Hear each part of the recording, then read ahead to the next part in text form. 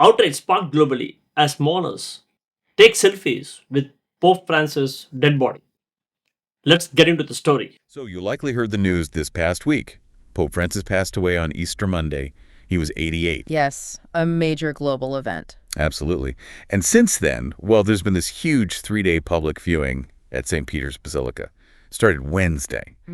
Thousands upon thousands of people. We're talking really long queues, hours of waiting just to pay their respects. It really is quite something. The sheer number of people, it shows the impact he had, doesn't it? It does. Reports mentioned over 19,000 people just on that first day alone. Wow. Yeah, and waiting times hitting up to 5 hours in some cases. It really speaks to that deep connection people felt. Totally. And yet, amidst all of this really significant outpouring, something else has kind of popped up, something well unexpected. We're seeing news reports, images too, of some mourners taking selfies with the Pope's body there in the back. Right. Selfies. That lying in state. I mean, just think about that for a second. You've got this incredibly solemn tradition, centuries old, about mourning, reverence, and then bang, this very, very modern impulse. Document it, share it, even this. Exactly. It's this real clash of worlds, isn't it? And that's what we want to, dive into today. Looking at the different perspectives, what's going on there? Yeah, what does this actually tell us about right now, about this moment we're in? It's a really striking collision, and the sources, the news reports, they give us some pretty specific examples of what caused the outrage. Like what? Well, there are accounts of people actually, smiling, big smiles next to the open casket. Pope Francis right there. Smiling. Wow. And another one that got traction was an Instagram photo. A woman holding up what looked like his rosary. Big smile for the camera. Okay. With the Pope's body maybe 10 feet behind her. Right.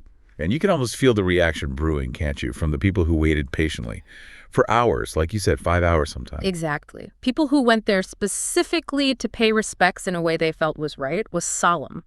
And our sources show that reaction. People calling the selfies macabre, distasteful. Really strong words. Very strong emotional responses. And you get why, don't you? Yeah, absolutely. It just points to this fundamental disconnect, really.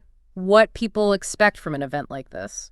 For those who waited, who kept it somber, these acts must have felt like a huge breach, a disrespect. A disrespect not just for the Pope, but for the whole meaning of the event, the shared space of mourning. And it's not like the Vatican didn't see something like this coming, right? Well, they did try. The sources mentioned they released official photos, properly done. Okay. And there were reports of guards actually trying to stop people taking their own pictures.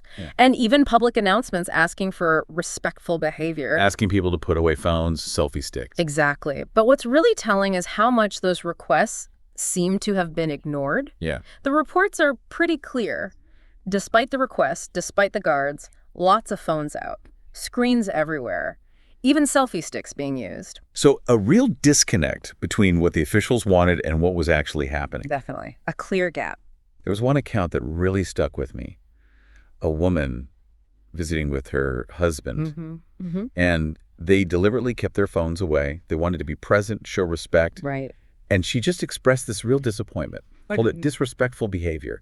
Said this time should be for reflection, for prayer, not, making social media content.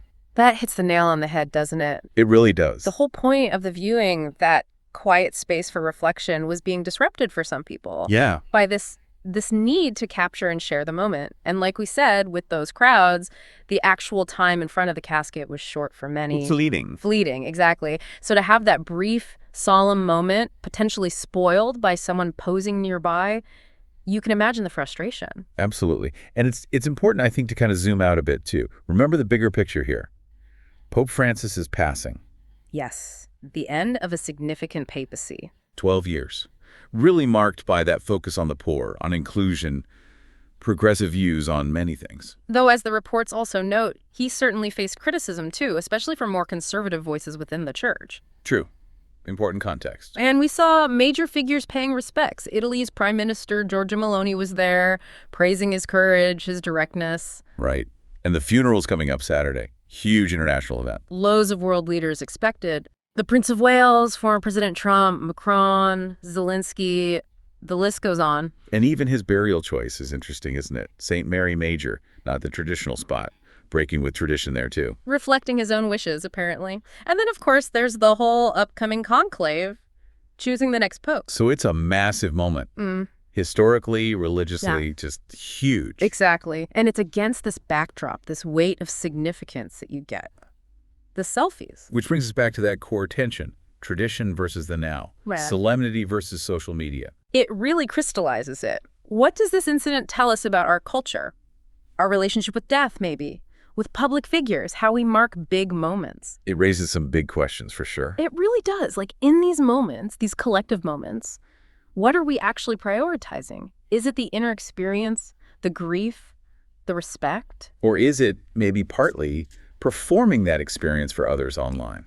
And the backlash, the outrage over the selfies suggests that for a lot of people, a line was definitely crossed. The focus shifted in a way that just felt wrong. So, summing it up then, we've got this huge wave of grief and respect for Pope Francis, millions feeling that connection, people waiting hours. But alongside that, this jarring element, the selfie taking, sparking anger, seen as deeply disrespectful by many. Directly clashing with the whole solemn mood, and attempts to control it didn't really work. Highlighting that tension with our modern habits, our phones, social media. And all happening during this major historical turning point for the Catholic Church.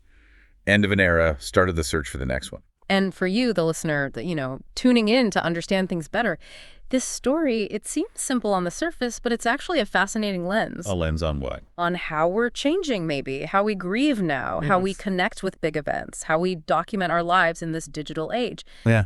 It makes you think about how technology isn't just a tool. It might actually be reshaping these really fundamental human rituals. Exactly. Reshaping how we even understand things like reverence. Which leaves you wondering, doesn't it? Yeah. How is all this tech, all this social media changing our basic ideas about respect, about solemnity? How do we balance that urge to share, to connect instantly with the need for quiet, for reflection, especially around public figures in these big collective moments? Yeah, it's definitely something to chew on, how we navigate that space going forward.